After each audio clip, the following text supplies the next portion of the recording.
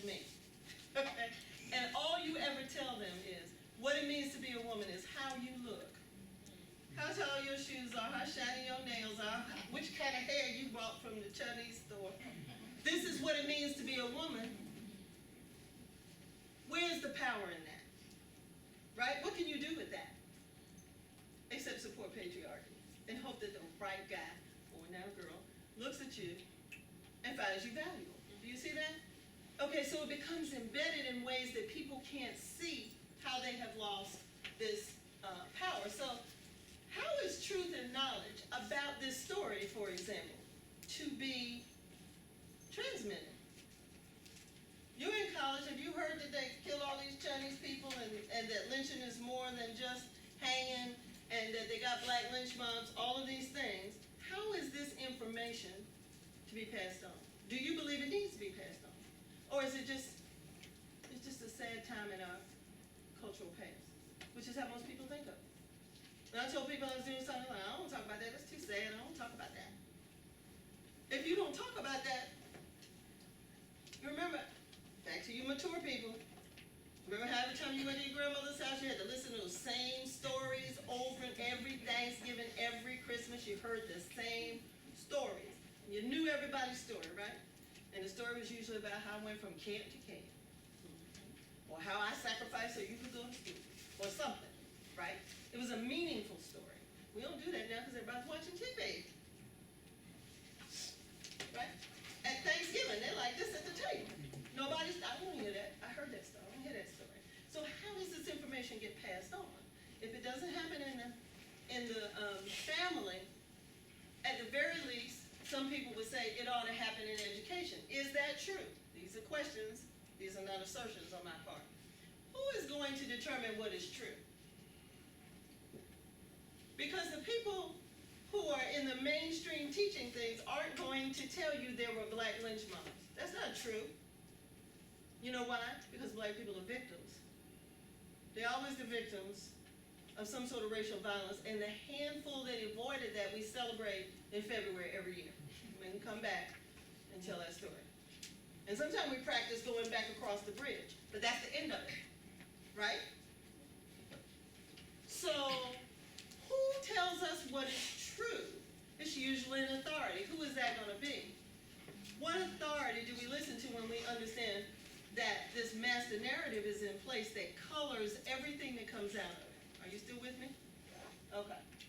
How do we process competing perspectives? How do we factor in the fact that all these Chinese, some of them were hanged 40, 50 at a time? Can you even imagine? I mean hanged, literally. Can you imagine coming out and seeing 40, 50 people hanging from trees and gate posts at one time? That would shut you down, wouldn't it? How are we to process their story in light of what we believe the story is? You see the problem there? They lying, they making that up. Okay, and then finally, what do you do with this truth once you find it? Most truth, most education is designed to make you a good citizen. What do you do with a competing truth that recognizes that the corruption is at the core? What does one do? Do you just keep going on the way you've been going on? This is the question. Okay, so I'm asking these questions because I've been thinking about these questions for a long time, and I want you to do the same. But it really comes down to epistemology. Epistemology is the science of thinking and knowing. How we come to know what we know. How do you know it? Is it if somebody just tells it to you? You know, a lot of people think they'll pass the test if they put the book under their pillow at night. Is that how you come to know? What can we know? What can be known when it comes to the way you take in information? Any of you have family members or know somebody who is in touch with the spirit world? No? Yeah, you don't want to say it in public. Look at you. No competing sensibilities allowed, right? You know, somebody knows one. Okay, yeah, I see. Okay, so how do they know? Don't you think, okay, they probably should take a nap or something. That's crazy. You're not hearing, you're not hearing from the the other side. So how do we validate these claims? Who is to transmit it? And how will civil society prosper? These are the questions that higher education has to grapple with. While we're in here having curriculum wars, this is what lies at the heart.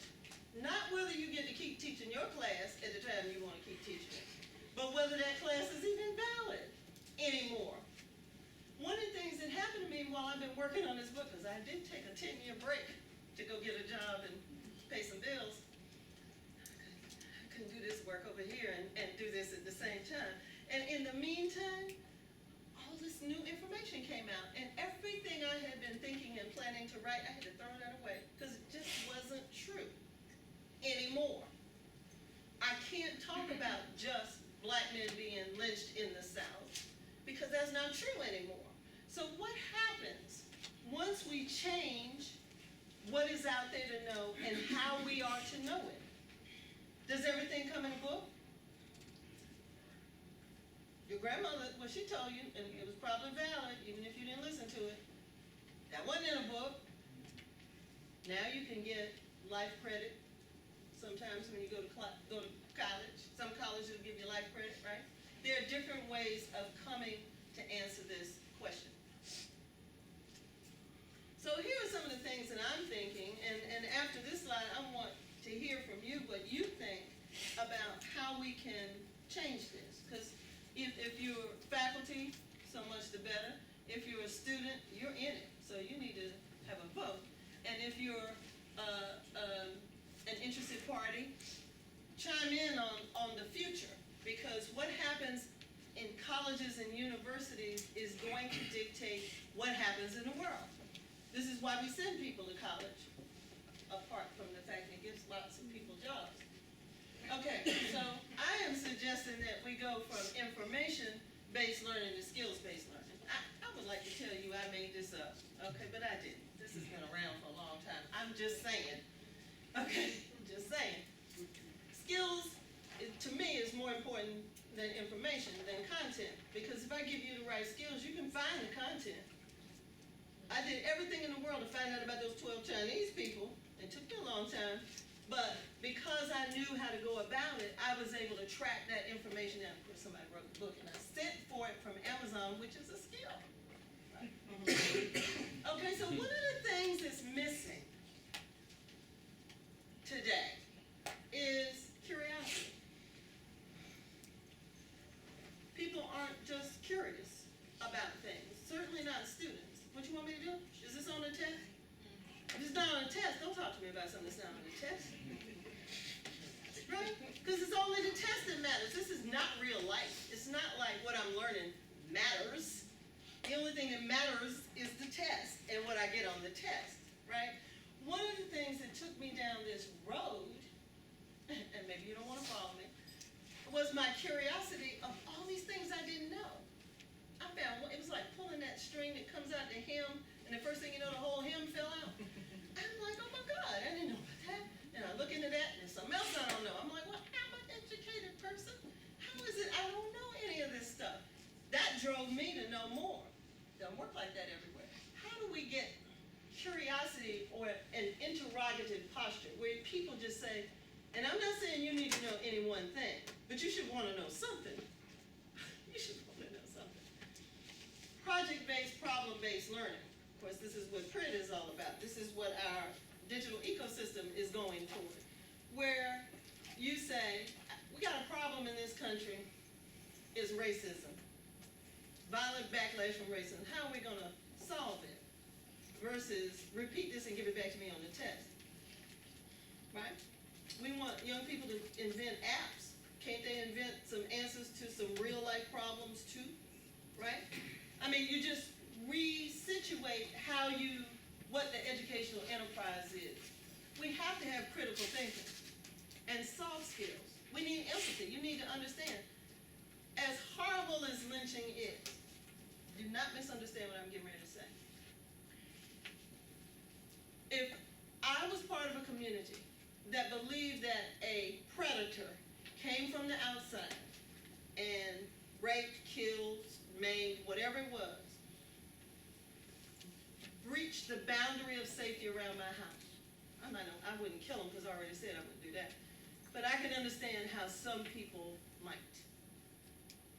People don't, especially if it's a kid. People draw a line at the kid. The first narrative I read was the facts in the case of the horrible murder of little Myrtle Vance and his fearful expiation at Paris, Texas, February 1, 1881. That's the title. And it is, all of that. And it was about the lynching, the burning at the stake of Henry Smith, who was alleged to have raped and murdered little Myrtle Vance, who was 3 years old. He found her, and the text says he put her on like a boot. And then he left her in a field dead, and they caught him, and they brought him back, and they burned him at the stake. Now, burning the stake's not far, but you can understand how people would raise up, right? That's empathy. I don't think you should do it, but I understand how people can get to a place. So the question is, where is that place so we can get rid of that place, right? That's the critical thinking. Multiculturalism, we have to understand other people's values. This is how all these people got wiped out, because they felt like they were part of the natural order versus I should exploit it for material gain. Well, you don't have any right to live, right? Multiculturalism was very hot there in the 80s and the early 90s. I don't know what happened to it. It's gone. Language acquisition. There are many places in this country it's English only. That's a form of genocide. It's a slow form. But your language creates the reality in which you live. And so there are other realities embedded in language that English can't capture. So if you legislate that people can't speak anything else, those realities are gone. They literally are gone. Right? So let me give you an example. Remember I asked you about people in touch with the spirit world? So native indigenous peoples frequently can or did engage with spirit long after it had vacated somebody's body. In other words, the fact that you had gone on from the material realm was not an issue. You were always in their lives. Are you following what I'm saying? Okay. Okay, so one of the things that American culture did was to take all of the Native American children, no matter what tribe they belonged to, and send them to boarding schools. That's my talk to Millsaps later this week. Took them to boarding schools. And some of them went as early as 4 years old. And they stayed there, couldn't leave there until they were grown, until they finished school. So that by the time they got back to their families, they didn't know their families. They came back as American people. You know, they came back and their families are living in whatever they're living in. Let's call them teepees because we watch TV. They don't know. But they went back to teepees and mama's hanging dried meat from the buffalo meat from the ceiling on a string, and they're like, ah. You see what I'm saying? They literally were undone by genocide that was propagated through education, so that they no longer can be in touch with those ancestral spirits. So they've lost everything that made them what they are, and now what are they? Because they're not white men. This is why this is important. Multiculturalism is important. You have to have research skills. And research is very frustrating because Google has messed y'all up. You go to Google, you're like, I know it's in there. Put this back in here. And you just look, and that's not where it is. I mean, sometimes you have to lift a box and look under something to find it. Research skills, communication, key. You won't work anywhere if you can't write. People don't tell you that. They do tell you that, but you don't believe it.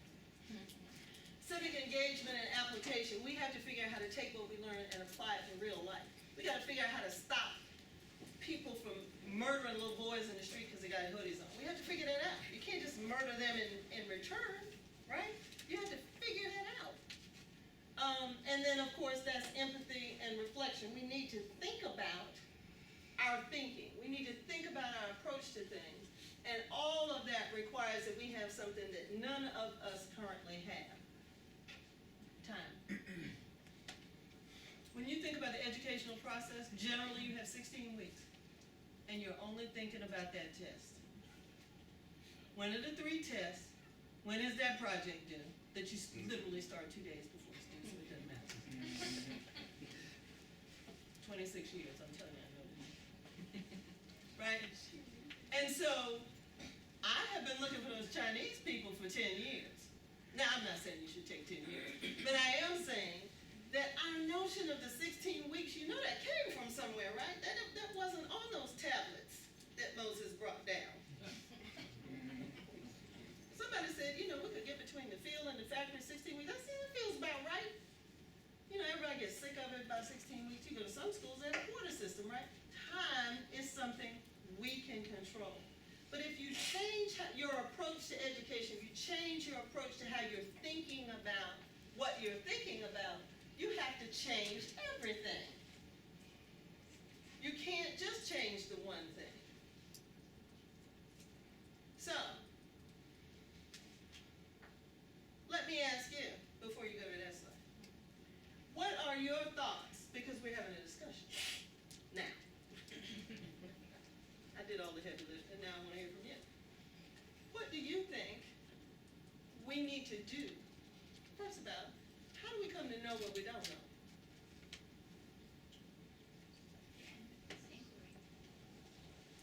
What you gonna ask?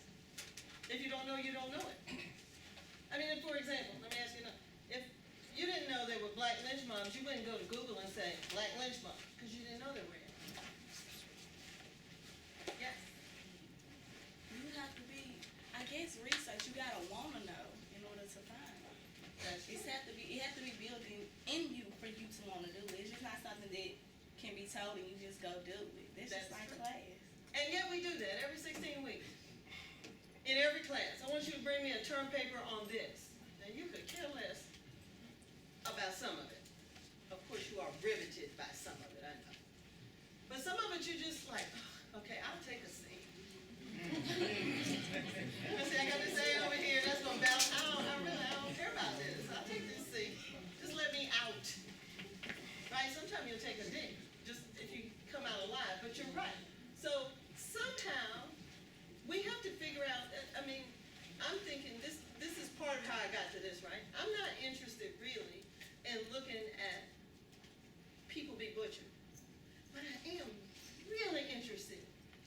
I stay interested in how people mistreat each other structurally. They get up in the morning, they get all clean, they've been to church, they come to work, and they're like, I will mess you up. I don't understand that. I want to understand that. And I want to understand it in every purpose, right? So at the heart of this question is that question.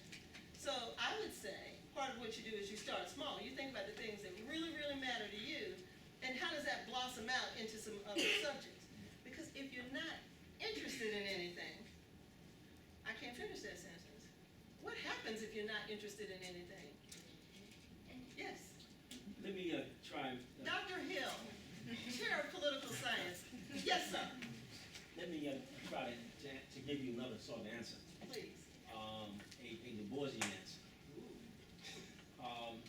After Sam Holmes was lynched, Du Bois writes a letter to the editor of the Atlanta Journal-Constitution. Well, the Atlanta Journal, actually, at the time.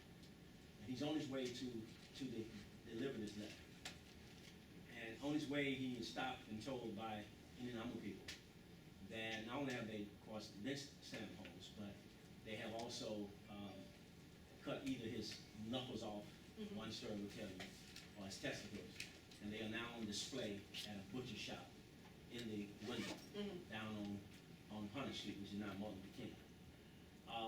He becomes sickened. He turns around, does not deliver the letter, turns around and goes back to his office. And he said that was the moment in which he realized that the prior set of knowledge and understanding he had was no longer valid. That is, he believed that white people were rational people. They were logical. You've been to the best institute. Right, exactly, all of that. Right. And that moment, that episode said to him that knowledge was no longer useful. So it that is a valid example. And then it seems to me that at least one way in which we actually come to know what we don't know and what we want to know is how we essentially process the knowledge that we have, given real life situations that we confront every day. So all those examples that you actually gave, when you put them, at least in my view, within historical context, you know, so that now, for example, we understand, those of us in this our room know that when we think about lynching now, at least from this particular lecture, that we have to think about lynching, if you will, in multicultural ways. Involves more than just black people, but we also understand that history. But we also understand beyond metaphor that what lynching is, as you've also described, and we can think about some real gruesome examples of what lynching has been over the last 20 years, certainly involving black people. So it is essentially with the Du Boisian example, one essentially having one's knowledge confronted with a reality that is completely repugnant to that particular knowledge. So you have to not only rethink, but you have to come to know something else, something different. You have to, in fact, find some other data, some other information in order to then acquire the kind of knowledge to move the way you want to move. Now, in Du Bois's case, his solution was to move away from the academy and to become an activist. So it is from Du Bois, for example, that we get what I like to call Du Boisian protest, civil rights activity. That comes straight out of Du Bois. Right. Even Roy Wilkins acknowledged that at the March on Washington, he announced to the crowd that Du Bois had passed away. And he said that it was Du Bois who was calling you to this spot in 1903. So that's one way in which we can sort of grapple with that. Let me also say, since I like the fact that you have used, and I want to really use the word appropriate, the word politics in the context of epistemology and meaning, because politics is about power. And so when we think about knowledge, we also have to think about knowledge as a base of power, which all those are things you explained make sense in terms of how this world of lynching evolved, whether we talk about California or Mississippi, in 1920 or in the 21st century. So I think that what you have done with that concept in the context of this makes a lot of sense to me. Let me say this, I'm coming straight to you about what you said about knowledge and as a form of power. That everybody understands that. In fact, we got a lot of sayings like that, right? Pathway to freedom is education. And we know how important that is, but nobody asked the question, what education that is. Where does that come from? What is its source? And what are we to do with that education? And so education is itself on its own head right now, right? Because it used to make us people who would go into the work world and fill all these jobs that society needed for us to fill, and that's why we got education, because people who didn't get educations worked in the farm, the field, the factory, right? Well, now that all the jobs are gone, what are we prepping people for? Nobody has an answer for that. So they say, oh, we need STEM. We got to compete with China. We need all these scientists. Well, where are we supposed to get them from when we didn't start that back in the beginning? And what are we going to do with all those scientists? They'll be out here cloning sheep, and nobody will know whether we should or what. You know what I'm saying? I mean, we can't just have, it's like having Chinese people with no men, no women. You can't just have one thing. And so the question of education is now its own commodity. It is not the pathway to freedom. It is a commodity. And if you don't believe that, you can take it at home on your sofa. You can come to the campus. You know what I'm saying? You can do a MOOC. How you want to do it? I can sell you a million ways to do it. I can sell it to you in 2 years. You can do it on weekends. I can sell it to you the old school way and go to some football games. How you want to buy it? But we don't get in there and ask, what is it that we are selling, and nobody asks what they are buying. They buy the myth. This is what a master narrative does. A master narrative doesn't have college degree. But we don't know what we're gonna do with that kind of thinking when we get it, or even if it's the right kind of thinking. And in fact, the discussion that all of us are having now in the upper levels, in the big room, in the upper room, is, you know, what the future of that education is. And it's a bare knuckle fist fight. Right? Because people want to protect the thing they do. Because they think because they do it, it has value. And they remember when it had value. And it did have value at one point. The question is, does it now? I'm coming to you, let me say one thing, I swear to God, I'm coming to you. This blew my mind, because I'm an African Americanist and a Negrophilist. Okay? And so when I came here, I'm like, ooh, I get to teach African Americans, they didn't have an African American Studies program. I'm not sure why that is, but they don't at the HBCU. But they did have African American Lit. 2 years, I tried to teach a course in African American Lit. Do you know the class wouldn't fill? Do you know when I taught in mainstream schools, I'd have waiting lists for people to get into African American Lit. But the African Americans don't want to read African American Lit. What does that mean? That's genocide. I'm not interested in my own root system. A tree that doesn't grow of its own root system dies. It can't exist. There's only one or two things you can grow in a glass of water. Right? Okay, so something has happened that prevents us from wanting to even from wanting to know our own stuff, right? And to thinking that it's valuable, and to even want to be intellectual. Maybe that's not the right word. Maybe that's too class bound. But I'm saying to be thinkers. And one of the things, I meant to start off with a thank you. Dr. Luckett, my mother is alive, and I still didn't start off with a thank you. Because one of the things, you know, people didn't know what happened to me. After January, I ended up over here. And it's a wonderful place because we exchange ideas over here. Oh, we talk about things, we research. I got colleagues that bring me pieces of paper with stuff. Life is good. I've never been so happy. It's the life of the mind. Haven't I been asking for that for almost 2 years? And I got it. You got to say those prayers out loud. Because there is that exchange.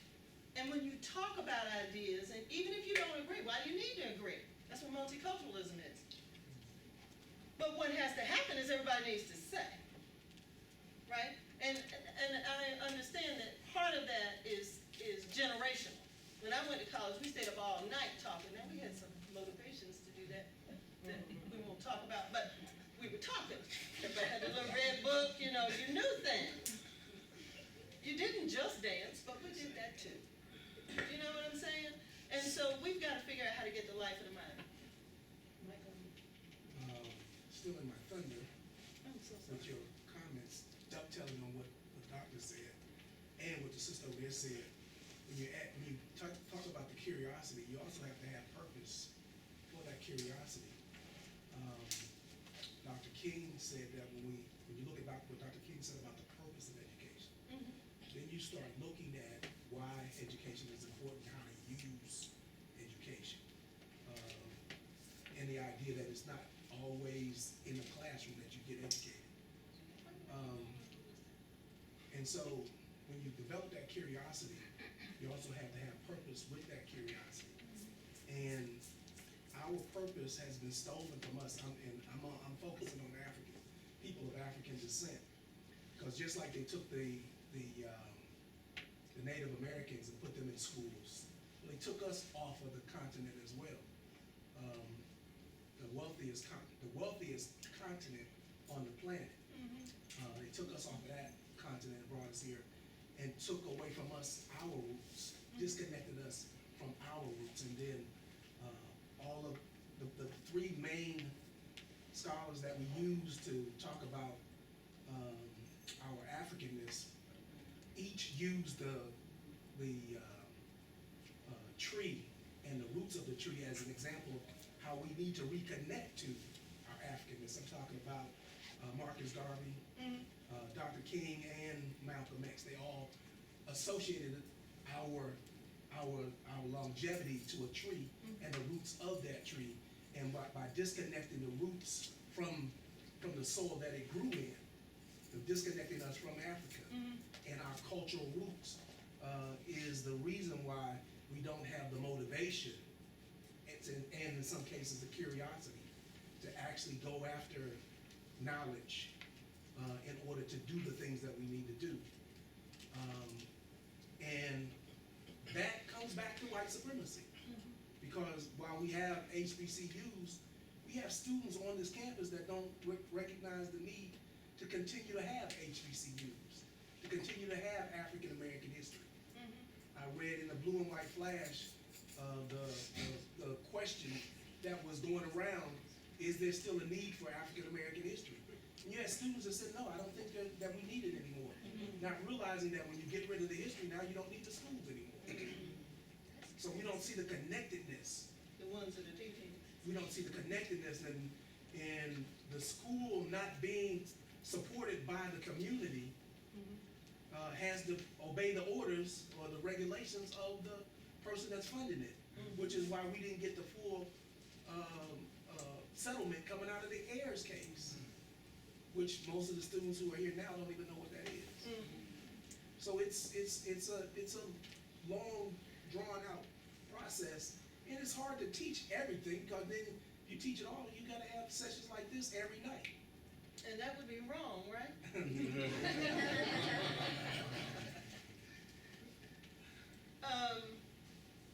Yes, amen. What you said? Yes, sir. Just a few impressions. First, about why we don't know what we know. Part of it might also be, I'm suggesting, is that for African Americans at least, it's not just that we don't want to talk about lynchings, it's that it was a traumatic experience. And I'm recalling specifically, for example, there's a sister, an elder in Florida who's sort of in charge of commemorating, what was that called? Rosewood. And in that space, Rosewood, there's lots of silence around that history. And it has to do with the trauma of that event. There's lots of silencing, and elders don't want to talk about it. And so that's been passed down. And so it's not just that they don't want to talk about it, it's actually a traumatic event for them. And so it's difficult for them psychologically to deal with it. So when we think about why we don't talk about it, we have to think about, I would suggest, dealing with the issue of trauma. Secondly, you mentioned, you talked a lot about the Anglo-Saxon manifest destiny point, which is crucial, of course. But I would add also to that something that happened several centuries earlier for the Portuguese and Spanish, for example, in the Louisiana territory. They were guided by papal bulls, which works similar for the sake of students. Papal bulls were basically contracts that were decreed from the Pope that decreed that wherever you Portuguese or Spanish people go, you have a right to kill and plunder and take the land. So it's very similar to Manifest Destiny. That operates, centuries earlier than Manifest Destiny. And then lastly, I just wanted to know, so when you talk about the fact that, and it's an important piece of information, that there were African American people who did lynchings, and that too was about social control. But to my mind, it's sort of it's different in the sense that it's not, maybe I'll call it comprehensive. So from the white perspective, or in the white acts, it's about controlling an entire race of people through lynching is one aspect or one element of white supremacy, where they're controlling the entire race of people, whether it be Chinese people or black people. I would imagine that black lynchers or black lynch mobs maybe were controlling an individual or a group, but it wasn't about controlling the entire white race, because they didn't have that power. Young people watch this. I would disagree with you on that. See if we can disagree instead. Yes, that's a good thing. That while certainly from my understanding, again, it's a journey I'm still on, but from my understanding, it's less, because I started in that place, that this is about racial hatred writ large. And certainly there is some racial antipathy built into it. But it's built into it in part because notion of white supremacy as a function of manifest destiny. I mean, you know, it's layered in, it's all of these things that say this is the only thing that really matters, but in most cases where you have that kind of violence, you're talking about people who are concerned locally. I mean, maybe not like just this neighborhood, but they're concerned about the Negroes, the Chinese, the Mexicans around them, that they want them to understand what they want them to do and not do, that they act out this way. Because if it were the whole world, there's no way to, even after they lynched Sam Hose, for example, or Henry Smith, and tens of thousands of people come, it doesn't resonate across all blacks, even though blacks receive it, understand it, and react to it. You can say the same thing about police shooting young people. When my son got to be 21, I swear I did the holy dance in the street, because I didn't believe I was going to get that boy to be 21. After 21, you're on your own, try to live. Okay? But before that, I would try to tell him about police violence and drugs, alcohol, and fast women. Okay? He didn't listen to any of that stuff. He didn't believe me. Right? And so people see things and they recognize, especially when it happens so regularly and so rampantly, they don't believe it's about them. So that this idea of controlling where you are, that lynch law controls where you are. Nobody does any sort of lynching act that resonates across large swaths of land except as a reaction. But would you agree that when whites are lynching, though, they're informed by the idea, which again I think is a distinction, they're informed by the idea that all black people, by their very existence, are inferior to us. Yes. And I think that's an important distinction. But not necessarily dangerous to us, because there's, in these cases where there are these lynchings and these purges, and I'm thinking particularly about Rosewood, there were people who hid their black people. Okay? Everybody had like this one white person they worked for, and they'd hide you in the basement until the lynch mob was gone. And so even though they knew they were superior to you and you weren't a whole full person, the antipathy is not writ large. But here's the thing, and this is another thing about reestablishing the context. If we let go of the idea of hatred first, and I'm not saying it's not there, I'm saying it is there. It's bred into this discourse. It's at the foundation of the discourse. But then there are people who are generous, right? I mean, you're subhuman and not quite altogether whatever, but you know, you make a good omelet, so I like you to continue to work at my house. Okay, so if you took hatred off the table, what else would be there? Because we get caught up in that. Let me ask you that question. If we took out the Biafra, I don't know how you would, but let's say you did just for 5 minutes, and the loss of Africa, because I've been back to Africa, it's not the richest land anymore. It still is. Minerally rich. Okay, minerally. Yes. Okay. Now, okay. But my point is, if we took that off the table for 5 minutes, because how many has it been now? About 17, 18 generations? Mhm. So we can make that argument in the beginning, but what do we say now? Because there's a whole bunch of people that aren't in their homeland anymore, because we have a global world. I mean, I know it's forced, but I'm just saying, if you took the rupture out, just take it out for a minute, don't take it out forever. What else is there? Because what happens to us in our interrogations is that we get some favored positions that we stick to with regard to what's wrong here. And we never move past that. And it makes us not see some other things that are important that we also need to consider. Because we always go back to racism, or we always go back to transatlantic. I'm admitting it was there now, it's bad. But I want some reparations. But in addition, you gotta also look at what he was saying earlier about the elders who don't wanna speak it. And you have to understand, that in addition to talking about, the lynching, you also gotta go back and you gotta talk about the psychology of that problem and how, post-traumatic slave syndrome is a real syndrome. I agree. Okay, and so, you know, for survival's sake, I I agree. For survival's sake, the elders don't want it. It's not that they don't want the children to know about it, but they have to continue to live in that. You mean now or you mean at the time? Even now, they could have to continue to live, because if they revisit that, if they revisit that, then they, in order to actually to continue to live, they gotta adopt a philosophy of, mine, I know my time is limited, so let me balance the books now. And they begin to take out white books, which is what we should be doing, but that's another lecture. Sans a Christian ethic. Well, let me just, You're not packing a gun over there, are you? Oh, let me just piggyback a little bit off of what has been said with regards to, well, see, I think your argument is flawed in terms of taking the Ma'afa out, right? Because I just said for a minute. okay, well, you can't even do it for a minute. Oh, Okay, and because, see, that's one of the reasons why we don't have African American studies at a historically black college. Is because we don't understand the continuity of the history. We don't understand how where we began has demonstrated where we are now. And we also don't, the trauma is extremely important.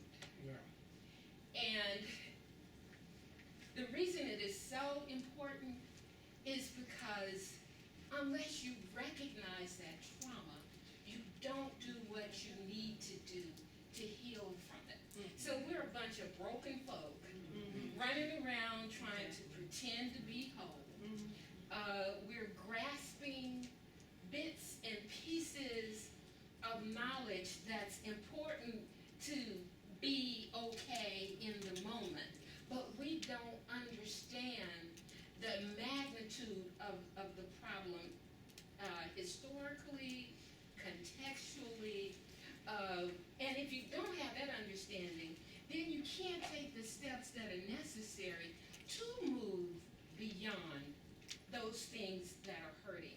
So, and you know, I'm so glad I made myself come tonight. me too. I didn't want to come. Well, I wanted to come because the topic was interesting, but I was tired. You know, but because we had a discussion earlier today at a brown bag that the Center for University Scholars sponsored, and it was like comparing the imagery of the visual imagery of women using Orange is the New Black, and comparing it with the 17th century Spanish Inquisition, the philosophy that was behind that. So it was very interesting making those connections. And one of the things that we said, because there was a bunch of faculty sitting around having wonderful discussion and discourse like we are having here. And one of the things we said was, we really wish that our students were here. And it was an English faculty member. I'm getting to be really impressed with y'all over there at English because it was an English professor making the presentation. And the idea that we have to, and this is going somewhere else, going away from the trauma, but the idea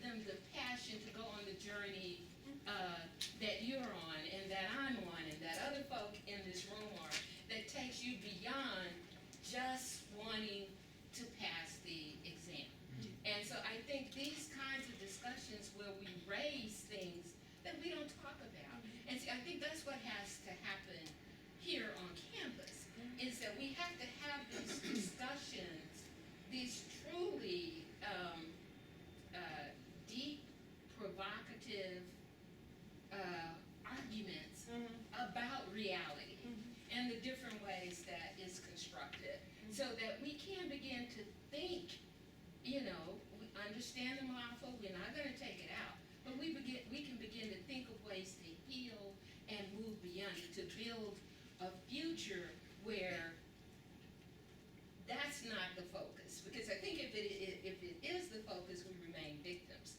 But I think we have to be able to build a future where we're healing and moving forward, recognizing that happened, but understanding who we were before and where we're going now.